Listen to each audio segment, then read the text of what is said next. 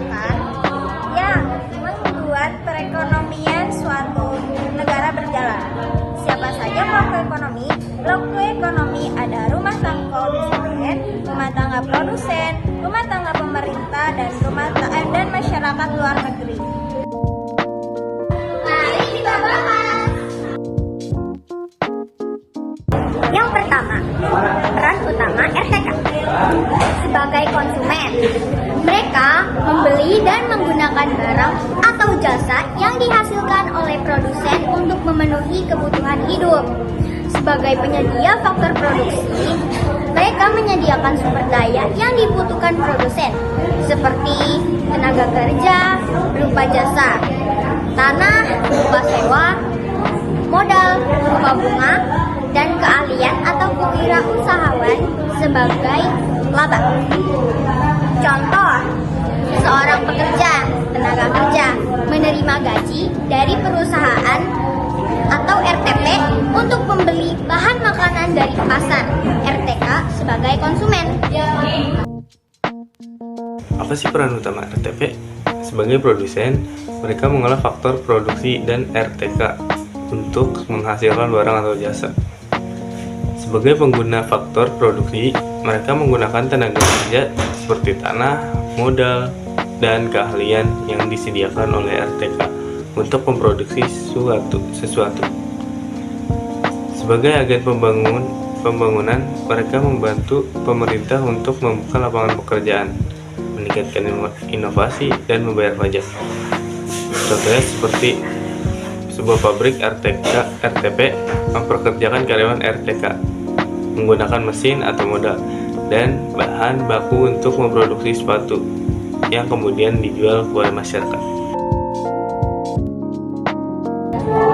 Yang ketiga, peran utama rumah tangga pemerintah atau RTG sebagai regulator, membuat kebijakan untuk mengatur dan menciptakan iklim ekonomi yang stabil, adil, dan merata. Contohnya, menetapkan pajak, subsidi, dan kebijakan moneter. Lalu, ada sebagai konsumen, membeli barang atau jasa untuk menjalankan fungsi pemerintahan, misalnya, membeli alat tulis kantor atau kendaraan dinas. Yang ketiga, sebagai produsen, memproduksi barang atau jasa publik yang dibutuhkan masyarakat, seperti PLN, air pump, dan layanan transportasi. Selanjutnya ada peran utama LPN. Pertama, sebagai konsumen dan produsen, mereka membeli barang ekspor dari suatu negara dan menjual barang impor ke negara tersebut. Yang kedua, sebagai investor, mereka menanamkan modal atau investasi di suatu negara untuk mendirikan atau mengembangkan usaha. Selanjutnya, yang ketiga, sebagai penyedia tenaga ahli, mereka menyediakan tenaga ahli atau teknologi yang belum ada di dalam negeri. Yang keempat, sebagai pemberi pinjaman, mereka memberikan pinjaman kepada pemerintah atau swasta untuk pembangunan.